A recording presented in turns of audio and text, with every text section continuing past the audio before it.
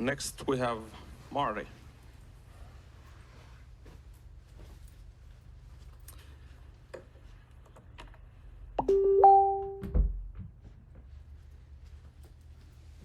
Hello, everyone. Thanks for having me here. So, forward is this one, I guess? Yes. So, I'm going to start talking about I'm from a small startup in the United States called Skema. You might have heard of us, maybe not. If you've seen things about us, you've probably seen videos like this on the web, which would make you think Skema is very much a conceptual tool that is like a lot of other web-based conceptual tools, a SketchUp in a web browser, if you will. But if that were the case, then we wouldn't be having some of these industry thought leaders talking about us like this. So I want to reveal to you what we are bringing to the market. For those of you who don't know my bio, I'm one of the original people who created Revit back in 1999 with a startup. We have 4 people from that startup in our startup, although most of the R&D team is much younger than me, so they have a lot more technical skill with AI. I want to talk about, as opposed to pure research, practical application, and even the business problem. So one of the problems that we're trying to solve from the business of architecture is the fact that a lot of pursuit of architectural work happens at risk. The most expensive people in the firm go after clients. They generally have to go after 3 to 4 projects in order to win one. And then when they win, that's when all the people start working on BIM, and they have to move as fast as possible in the BIM system in order to do the deliverables for which they can invoice and get paid, and the architecture firm can make money to do what it does every day all over again. So for us, this is not a great value proposition. So how can generative design help the workflow so that we don't end up in this situation? Well, so for us, what we've done with Skema is to put it to bear on the problem so that we can fast forward some parts of the existing process. So in the pursuit of work, first off, we have a tool that principals with the highest billing rates can potentially directly use, even if they never use a BIM tool or never even use SketchUp. And then when the work is won, because we take the data produced in the pursuit and can use that directly in the deliverables, that you can use a smaller team to then finish the deliverables and invoice the customer. So for us, this means that you can increase the win rate because you're producing better options with that data. And then you can improve the revenue base of the firm because with the same staff, you can pursue more work, win more work, and then deliver more work. So for us, the tagline is BIM in minutes, not months. As we've applied this on projects, I'm going to talk to you about the time savings involved, but it's not so much time saving as it is giving the design team part of their fee budget back to use in more interesting ways. And the reason we can do it is, until now, there was this hard separation between what designers did at the front end of the project, sometimes just on trace paper, and what production people had to do in order to get all of the deliverables done so that the firm could get paid. What we've done is we've combined that by making a front-end design tool on the web where there's no software to install, where even if somebody's working on trace, they can put that into the system and then start doing what they would normally do in order to get a partee resolved for a new place that they're trying to make. And then from that data, we can directly generate the initial BIM data that they would use if they win the project in pursuit and move to the next step. So how do we do that? Well, the reason we can do it is that we're not a throwaway conceptual tool like you see out there on the web that's been around 5-6 years. Really, we're the only tool in the ecosystem where the current BIM system of the firm provides the input data, and that can produce the output data in the BIM system of that firm at a high level of completion that reflects that firm's office standards, settings, best practices, all the things that they've invested in to develop over the last 10, 15 years. And the reason that we can do it is that we operate at a higher level of abstraction than the BIM system. So in BIM, you've had a lot of people over the last 20 years entering data and producing models at the level of objects, right? So you draw a wall, we know where the wall is, what the type of the wall is. You put a door in it, we know where the door is, what the type of the door is. And as people do that over and over, after week after week after week, you get a whole model of a building. Well, we operate on chunks of the building. So rather than start with individual objects, we're looking at, okay, what is this layout that somebody wants to reuse as a best practice in a future design? How do we capture that and then potentially help them design better options faster by leveraging AI to recognize some of those patterns? So for us, because we can do that, designers can experiment with whole chunks of the building at a conceptual level, and then based on different options they put together, we can then generate the BIM for them. Not necessarily even just to do the deliverables, but just so that they can evaluate what that BIM would look like instead of waiting 6 to 8 weeks for a team to go and enter all that data, as you were saying in the last presentation, of just building the BIM takes so long. But because these chunks are deterministic, we can then generate the BIM data either in Revit or in any other BIM system. It's really system neutral, if you will, this methodology.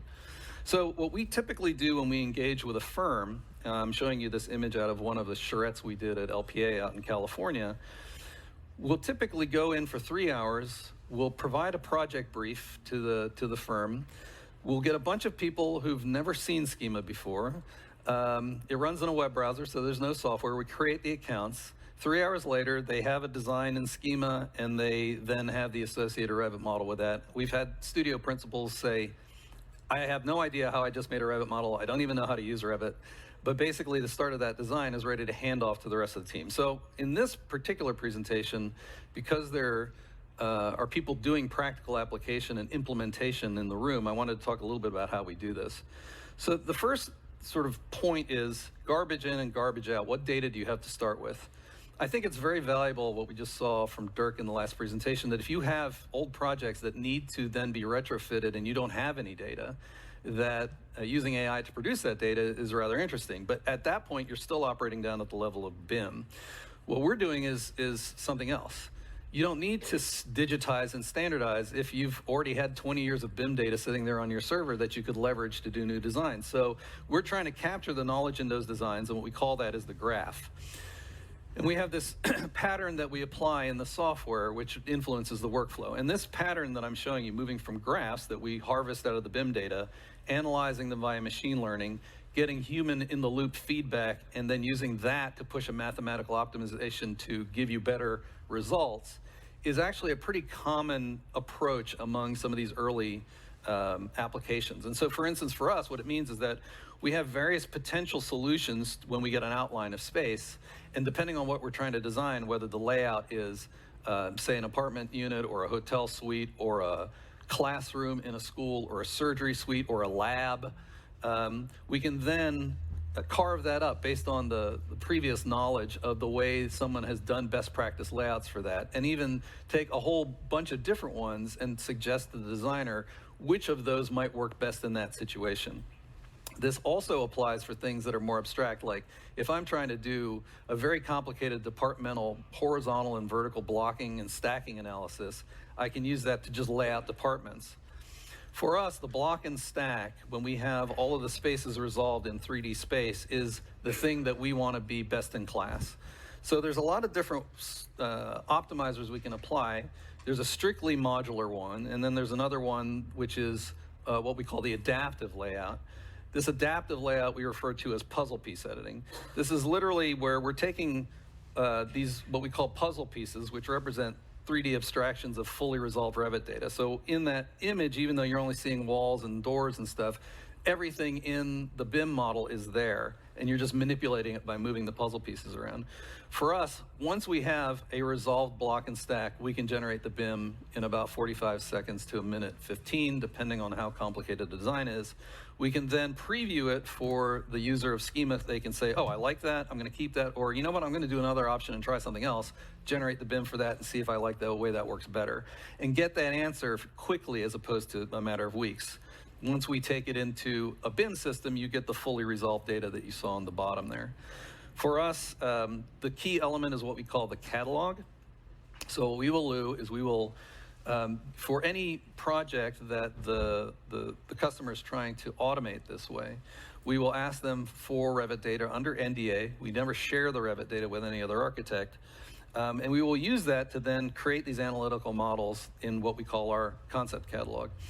And we use that then to drive the rest of the system. And so the other pieces, even though you have done something in the past, it doesn't necessarily mean that the situation you're going to try and apply it to in the future, that it's going to work. So what we have, the second piece of AI that we've put into this is this mathematical optimizer that can take things you've done in the past, but then change their size and shape and topology to be able to adapt them to different situations in the future. So for instance, you can see up here, the units on the right for this apartment building, we've morphed into all these different sizes and target shapes. We keep adding more and more cases to this. So for instance, when we need to not just change the size and shape, but change the topology of the layout, that the solvers and optimizers can do that, and that we can get something that's meaningful out of that. And of course, then the architect can always go and tweak that by going into the BIM version of it and just moving things around the way they would normally like to design.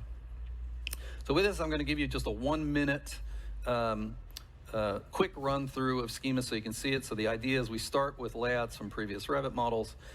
This is a process that is, I'm showing it to you so you understand it, but basically you don't have to do this when you do a project. It'll already be in what's called a concept catalog inside the web app, which is what you see here, Skema. And then there's various layout tools that are solvers that, depending on what layout you're trying to do, will help you with the initial circumstance. You can then, of course, change it. That's the human in the loop. You can just say, no, I like this better. I want to get rid of all these. If you want to put a placeholder in this case for a stair core, you can just put a mass, call it a core, and it'll leave that space blocked out so you can then work in the BIM system afterward. Whatever you can create on one floor can be applied as a template to others. And one of the things we're working on now, as you see the morphing here, taking the existing things and applying them to different shapes, is these multi-story things that allow us to work in both directions. We'll always track the analytics of whatever you're laying out in the system, and then as you apply the templates to different floor, you can get various variation for breaking up the mass and doing some architectural interest. And then anything that you do in Skema, the whole point of it is so that it creates valid, high-quality data in the BIM system. So that's the run-through of Skema, what it does for you, hopefully the business problem that it solves for architects. And with that, we can talk about the outcomes on projects that people are seeing. Generally, when we ask them what the time saving is, it's somewhere between 6 to 8 weeks.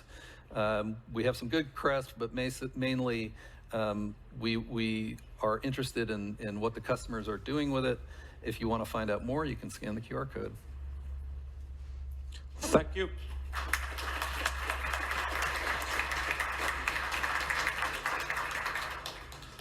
So, questions? I think there's the first hand. Thank you very much. Very interesting. So my question is that you say you use graphs to present those building information. How do you use a graph to store the building information? What your graph does look like? It's not our graph. So what we will do is identify meaningful graphs in the customer's data. So it's a very good question. Thanks for the question. There are some companies out there, big companies, well-established companies that sell BIM systems that want to train their AI on your data. What we do is we don't do that. We pre-train the AI to recognize patterns in Revit files. And so when we approach an engagement and somebody comes to us with a particular building type, and we've done residential, we've done schools, we've done healthcare, what we will do is we'll ask them for a couple Revit files, and we will apply our logic to it and extract essentially the meaningful patterns out of it into things they can reuse in that concept catalog. As we get more and more data in their concept catalog, then what we'll do more in the future is have machine learning analyze that to make suggestions, but right now it's explicit. We will lay out things in the catalog. The graph is then what we use when we do the morphing so that we can take the logic of a shape that we've captured and transform it into a different size and shape or topology.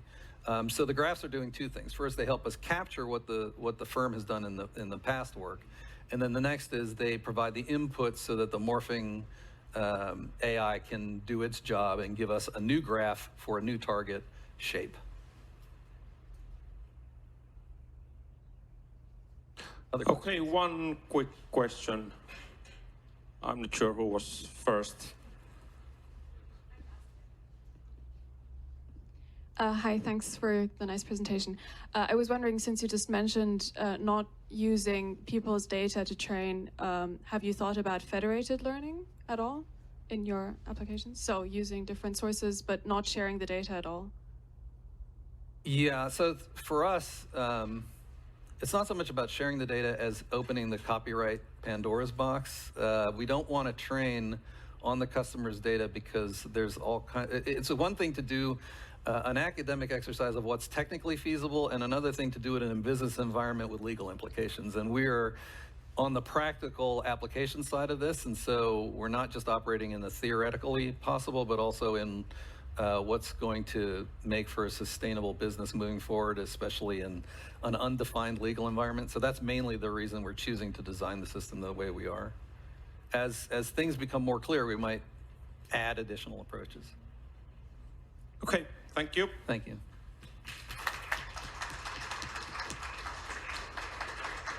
Next, Leo. Yep.